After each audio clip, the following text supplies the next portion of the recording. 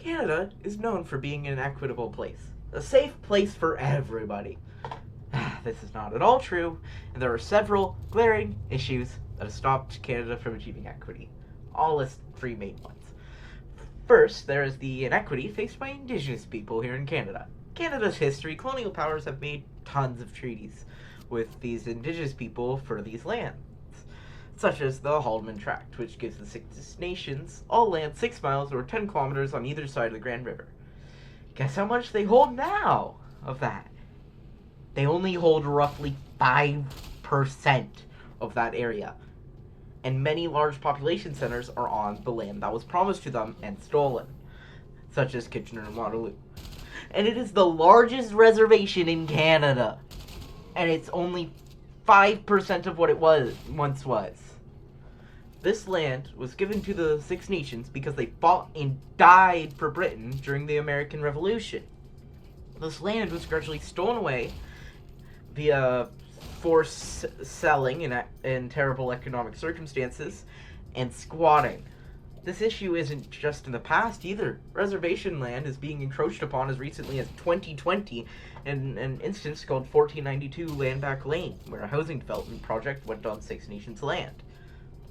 The indigenous people of this land also face terrible conditions in the land they still have, such as in a reserve called Grassy Narrows. Approximately 90% of the 1,594 registered residents have mercury poisoning due to the company Dryden Chemicals Limited, which dumped chemicals in the local river in the 60s. That river is the main food and water supply of the Grassy Narrows Reserve. They have not received enough support to fix this situation, and the support that did come came too late to do anything. The indigenous people of Canada, the people who were here first, have had over 90% of their land stolen and live in terrible conditions.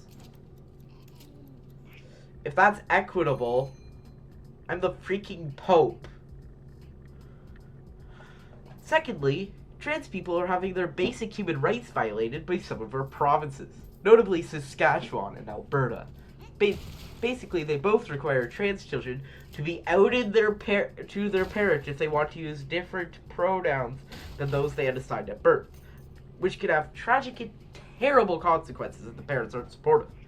Alberta went even farther, prohibiting trans women in women's sports, even in something as inconsequential as school sports, and requiring parental consent to teach children that LGBTQ people exist and are valid. These provinces use the notwithstanding clause, a clause that already shouldn't exist, to out and discriminate against trans people for no reason other than bigotry. Trans people's rights to personal secrecy are being violated.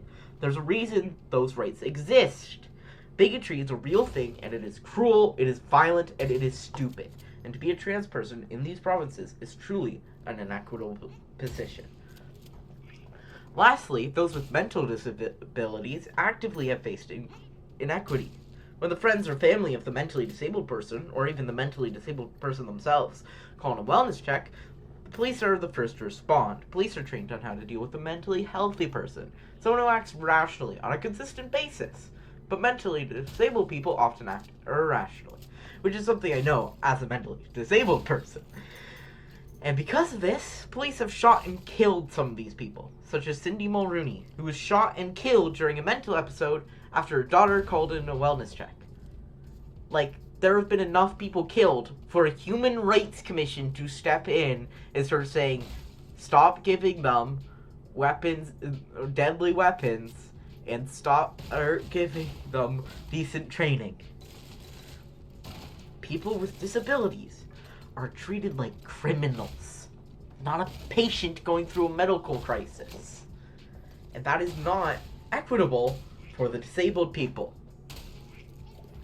Anyways, that's all I have to say about equity in Canada post-World War II, of course. Anyways, bye.